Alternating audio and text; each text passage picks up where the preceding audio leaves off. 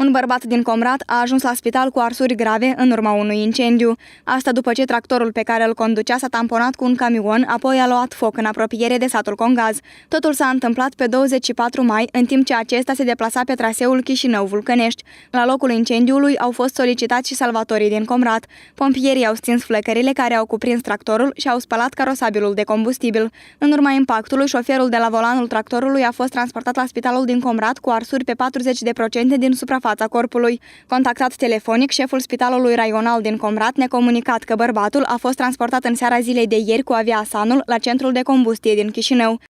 Starea lui de sănătate, el este grav stabil, are în jur de 30% arsuri, fața, membrele superioare și inferioare. Pe viitor o să aibă nevoie posibil de intervenții chirurgicale.